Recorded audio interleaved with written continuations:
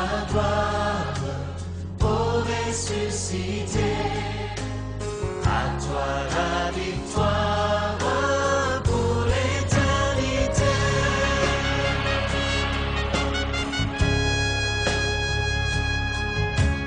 À toi la gloire, ô ressuscité. À toi la victoire pour l'éternité. Brillant de lumière, l'ange descendu. Il roule la pierre du tombeau vaincu.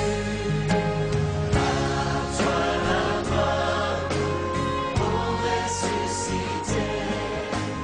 À toi la victoire pour l'éternité.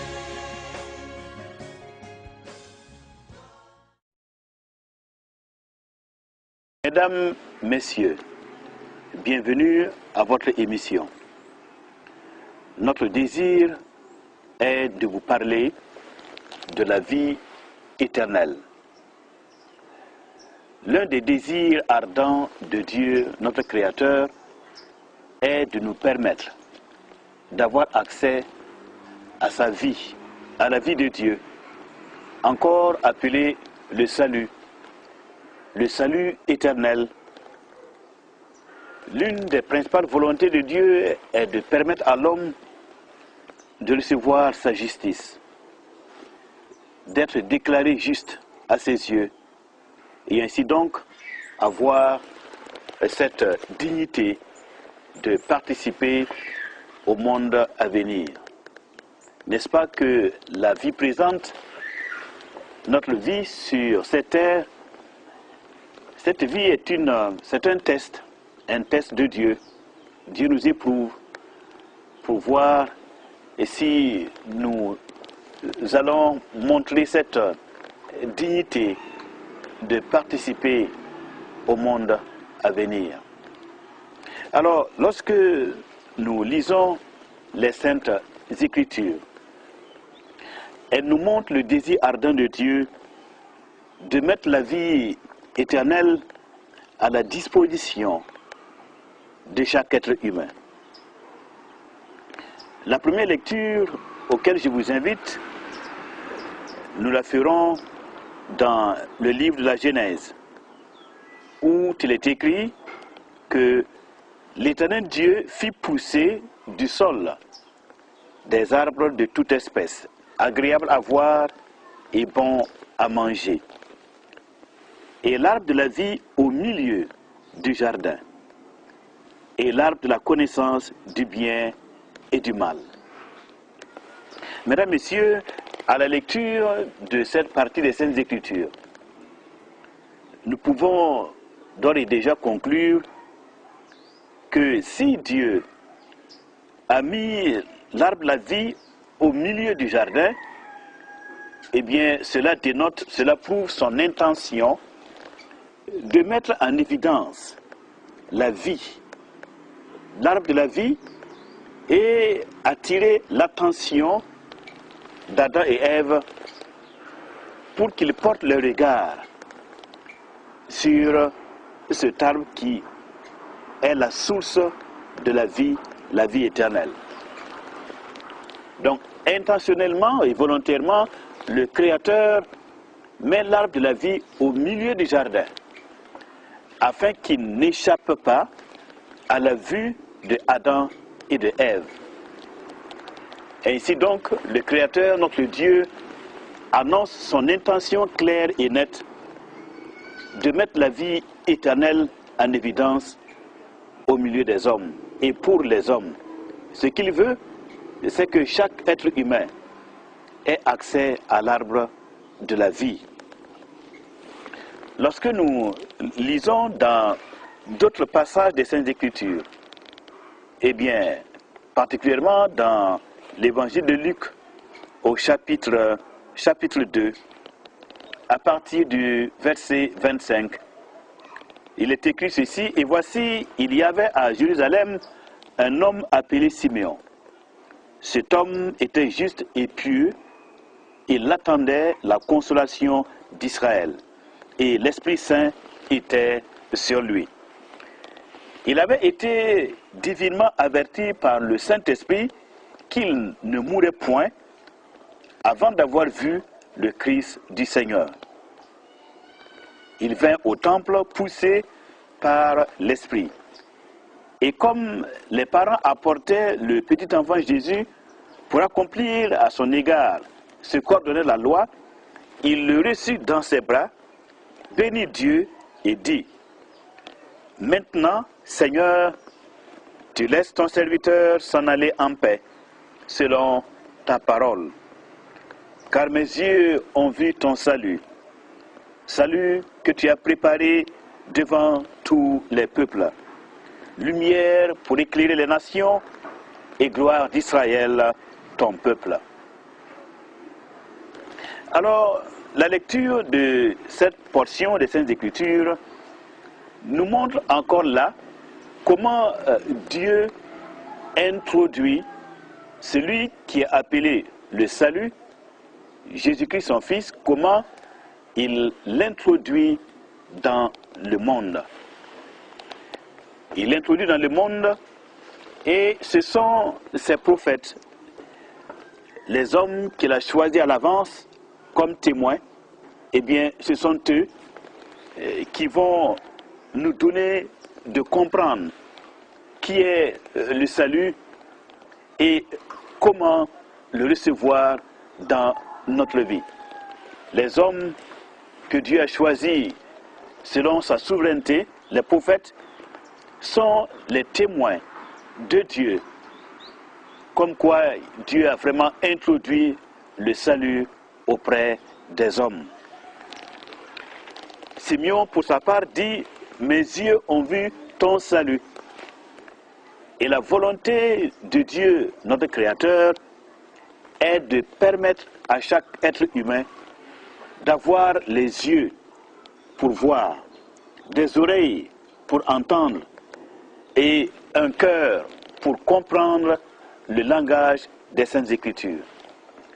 Pour comprendre le langage des Saintes Écritures qui nous montre l'intention évidente, manifeste de Dieu de nous permettre d'avoir accès à la vie éternelle par Jésus-Christ, son Fils bien-aimé.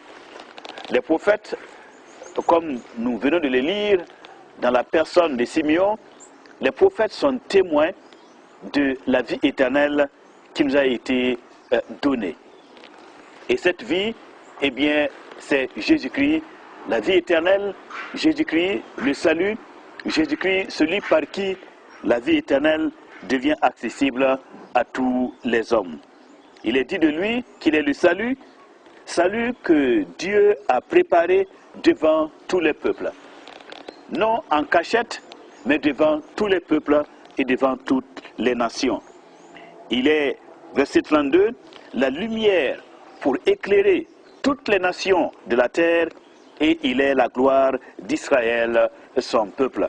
Et cette lumière des nations, et cette lumière de la vie éternelle, cette lumière de Christ qui brille, eh bien, elle veut accéder à nos cœurs. Elle veut entrer, la lumière de la présence de Dieu, la lumière de la vie éternelle veut entrer en nous afin de chasser en nous les ténèbres de l'ignorance, les ténèbres du péché, les ténèbres de la culpabilité et les ténèbres de la mort. Mesdames, Messieurs, dans Luc au chapitre 17, le verset 21, nous pouvons lire une autre parole des Saintes Écritures. Il est écrit ceci, de la part du Seigneur Jésus-Christ: on ne dira point, il est ici ou il est là, car voici, le royaume de Dieu est au milieu de vous. La manifestation de Jésus-Christ sur terre, eh bien, est le signe de la présence du royaume de Dieu au milieu des hommes. De la même manière que l'arbre de la vie était planté au milieu du jardin, de la même manière donc, eh bien, le Fils de Dieu est cet arbre de la vie, il est celui par qui le royaume de Dieu est concret sur cette terre. Et alors, le Seigneur Jésus-Christ invite chaque être humain à venir à lui pour manger de lui, pour recevoir de lui l'arbre de la vie éternelle. Eh bien, il dit clairement que le royaume de Dieu est au milieu de nous. Le royaume de Dieu ne doit pas être recherché même dans le ciel ou au travers d'une religion ou au travers d'un prophète, d'une tradition, d'une philosophie ou d'une connaissance humaine. Le royaume de Dieu a été manifesté. Le royaume de Dieu s'est manifesté au milieu des hommes. Et notre responsabilité, la responsabilité de chaque être humain est simplement de vouloir entrer dans ce royaume et de manifester ce vouloir en acceptant que le Christ Jésus entre dans sa vie, que le Christ Jésus soit son avocat auprès de Dieu le Père et que le Christ Jésus lui donne l'arbre de la vie, la vie éternelle. Alors, pourquoi posséder la vie éternelle est quelque chose d'important? Cela est important parce que le Père lui-même, dans Jean, au chapitre 5, verset 26, Dieu, notre Père, Dieu, le Père de toutes les créatures, dans Jean, au chapitre 5, verset 26, il est écrit « Car comme le Père a la vie en lui-même, ainsi il a donné au Fils de Dieu d'avoir la vie en lui-même. » Je reprends. « Car comme le Père a en lui la vie éternelle, comme le Père a la vie en lui-même, ainsi il a donné au Fils d'avoir la vie en lui-même. » Donc, mesdames, messieurs, Dieu le Père possède la vie en lui-même. Et par conséquent, il a donné à celui qui a appelé son Fils unique, Jésus-Christ, il lui a donné donc d'avoir en lui-même la vie éternelle. Il est détenteur, il est possesseur et il est source de la vie de Dieu. De la même manière, le Fils de Dieu, ayant la vie en lui-même, voudrait que chaque être humain reçoive aussi et ait aussi en lui-même la vie de Dieu, la vie éternelle. Et c'est le pourquoi, c'est la raison principale de la venue de Jésus-Christ dans notre monde, afin que nous recevions, afin que nous ayons la vie de Dieu en nous-mêmes. C'est-à-dire que nous recevions ce qui est appelé l'immortalité. Nous soyons des hommes et des femmes ayant reçu l'immortalité pour participer à la vie éternelle avec Dieu, notre Créateur. Alors, dans 1 Jean, au chapitre 5, verset 11, puisqu'il nous faut nous appuyer sur les témoignages des Saintes Écritures, l'Écriture étant la vérité, la seule vérité, eh bien, dans 1 Jean, au chapitre 5, verset 11, il est écrit ceci. Et voici ce témoignage, c'est que Dieu nous a donné la vie éternelle et que cette vie est dans son Fils. Je reprends. Et voici ce témoignage, c'est que Dieu nous a donné la vie éternelle et que cette vie est dans son Fils Jésus-Christ. Alors, nous pouvons voir un peu le schéma qui nous montre comment la vie éternelle parvient aux hommes. Dieu, le Père, possède en lui-même la vie et ensuite il donne au Fils d'avoir en lui-même la vie et par la volonté souveraine de Dieu le Père, il permet à ce que le Fils, ayant la vie en lui-même, nous donne à nous aussi, à chaque être humain, la possibilité de posséder, d'avoir la vie éternelle en lui-même. Donc pour Dieu, il a rendu témoignage au fait qu'il a donné à tout homme la possibilité d'avoir la vie éternelle. Et c'est au travers de la vie, de la personne, de la mission de Jésus-Christ que la vie éternelle est mise en accessibilité. La vie éternelle est accessible aux hommes. Et maintenant, il nous revient, selon l'enseignement de 1 Jean, au chapitre 1, versets 1 à 2, que je vais vous lire selon cet enseignement, 1 Jean 1, 1 à 2. Il est écrit, ce qui était dès le commencement, ce que nous avons entendu, ce que nous avons vu de nos yeux, ce que nous avons contemplé et que nos mains ont touché concernant la parole de vie, car la vie a été manifestée. Et nous l'avons vue, et nous nous rendons témoignage, et nous vous annonçons la vie éternelle qui était auprès du Père et qui nous a été manifestée. Donc, selon encore cette partie des Saintes Écritures, la vie éternelle a été manifestée, elle a été vue, elle a été contemplée, elle a été touchée, et maintenant ceux qui sont témoins de la manifestation de cette vie éternelle, eh bien, ils ont le devoir, ils ont eu le devoir de nous rendre témoignage, de parler pour que nous aussi, nous comprenions que la vie éternelle n'est pas restée avec Dieu là-haut dans le ciel, mais bien plutôt, Dieu est venu parmi les hommes, au milieu de nous, pour manifester la vie éternelle, pour manifester l'immortalité et permettre à chacun de nous, tout ce qu'il désire, d'avoir accès à cette vie éternelle. Mesdames, Messieurs, dans 1 Jean, au chapitre 5, verset 20, nous lisons ceci. Nous savons aussi que le Fils de Dieu est venu et qui nous a donné l'intelligence pour connaître le véritable. Et nous sommes dans le véritable, en son Fils Jésus-Christ. C'est lui qui est le Dieu véritable et la vie éternelle. Alors, si nous sommes des hommes et des femmes sérieux, nous devons comprendre que l'Écriture nous parle avec beaucoup de solennité, avec beaucoup de sérieux.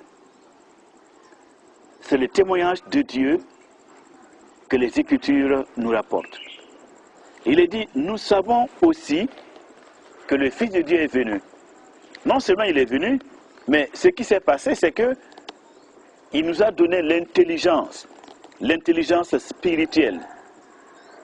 Il nous a donné la sagesse divine. Il nous a ouvert les yeux. Il nous a appris et il nous a rendu témoignage que nous avons la vie éternelle en l'acceptant. Lui, le Fils, lui, celui qui possède en lui-même la vie éternelle, en l'acceptant comme notre Seigneur et notre Sauveur, nous devenons participants de sa nature, donc nous devenons aussi détenteurs de la vie éternelle. Nous savons parce qu'il nous a donné l'intelligence de le savoir. Et nous sommes dans le véritable. Le véritable, c'est son Fils. Et le véritable, c'est celui qui est la vie éternelle. Celui par qui nous aussi, nous pouvons accéder à la divinité. Nous pouvons accéder à la nature divine. Nous pouvons devenir comme lui. Nous pouvons partager son immortalité. Nous pouvons avoir la dignité de participer au monde à venir. Voilà le véritable. Celui par qui nous pouvons participer au monde à venir, eh bien, il est vraiment la vérité. Comme le Seigneur Jésus-Christ lui-même l'a dit, moi, Jésus, je suis le chemin, je suis la vérité et je suis la vie. Nul autre ne peut aller au Père sans passer à moi. Personne ne peut aller au Père sans passer par moi. Alors, si nous avons en sa personne, par la foi en lui, si nous avons accès à la vie éternelle, nous pouvons donc comprendre qu'il est vraiment le véritable, il est la vérité, il est le chemin, il est celui à qui nous devrions aller.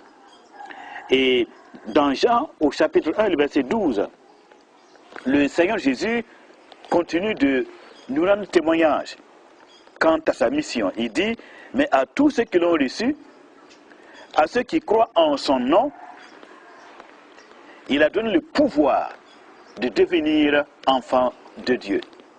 Vous voyez comment nous accédons à la vie éternelle. À tous ceux qui l'ont reçu, qui ont reçu le Christ dans leur vie, qui l'ont reçu comme leur Seigneur et leur Sauveur, ceux qui croient en son nom, eh bien, la parole de Dieu leur a donné le pouvoir de devenir enfants de Dieu. Comme quoi, si nous croyons à la vérité, si nous arrivons à connaître la vérité et à croire en elle, eh bien, cette vérité nous amène à devenir enfants de Dieu. Cette vérité nous permet de recevoir le pouvoir, un pouvoir surnaturel, un pouvoir divin qui fait de nous des enfants de Dieu. Alors, dans Jean au chapitre 5, verset 24, pour tous ceux qui ont reçu le Christ dans leur vie et qui sont donc devenus des enfants de Dieu, ayant la nature du Dieu vivant en eux, participant de sa nature sainte, participant de son immortalité, eh bien pour tous ces hommes et pour toutes ces personnes, il est écrit, Jean 5, 24, en vérité, je vous le dis, celui qui écoute ma parole, c'est le Seigneur Jésus qui parle, celui qui écoute ma parole et qui croit à celui qui m'a envoyé, il a, dès à présent, il a la vie éternelle. Il ne vient point en jugement, mais il est passé de la mort à la vie. Nous reprenons. En vérité, je vous le dis, celui qui écoute ma parole et qui croit à celui qui m'a envoyé, il a la vie éternelle, il ne vient point en jugement, mais il est passé de la mort à la vie. Mesdames, Messieurs, il est certain que si l'écoute de la parole, l'écoute des enseignements de l'évangile de Jésus-Christ, si cette écoute nous permet d'avoir la vie éternelle, c'est que nous pouvons conclure définitivement que le Fils de Dieu est vraiment le véritable. Il est celui qu'il nous faut. Il est la vérité. Il est la vie. Et son message, ses enseignements, ses instructions méritent d'être reçus. Comme il est écrit que Jésus-Christ est venu dans le monde pour sauver les pécheurs. Et cette parole que vous entendez est une parole des Saintes Écritures. Et cette parole, elle est digne d'être reçue. Comme quoi, vraiment de la part de Dieu, et selon les témoignages de la loi de Dieu et de tous les prophètes, eh bien, le Christ Jésus est venu dans ce monde pour sauver les pécheurs, c'est-à-dire pour leur donner la vie éternelle, la vie de Dieu. Il est venu mettre l'arbre de la vie évident devant nos yeux, le placer devant nos yeux. Et cet arbre de la vie, c'est sa personne, c'est lui-même. Il est venu se manifester pour que chacun de nous ait la vie éternelle. Pour que chacun de nous échappe définitivement, de manière certaine et irrévocable, chacun de nous puisse échapper au jugement dû à la colère de Dieu. La colère de Dieu qui est une colère sainte, qui est une colère juste, une colère justifiée à cause des nombreuses fautes des hommes, à cause des nombreuses violations de la sainteté, de la justice et des lois du royaume de Dieu. Chaque jour qui passe, mesdames, messieurs, nous sommes comme des usines qui produisons les péchés en nous. Nous sommes nous-mêmes des producteurs du mal. Pourquoi? Parce que malheureusement, et c'est la condition misérable de l'homme, malheureusement, le virus du péché, l'infection du péché, la maladie du péché s'est implantée dans la nature humaine depuis la désobéissance de Ève de Adam et de Ève. Et voilà, depuis ce temps, aucun homme n'a la vie éternelle résidant en lui. À cause de nos nombreuses fautes et à cause de notre justice qui est comme un vêtement souillé. Et c'est pourquoi, pour réparer de nouveau la nature humaine, la race humaine, le Christ Jésus a accepté de se produire dans le monde, de se manifester aux hommes pour être le nouvel Adam.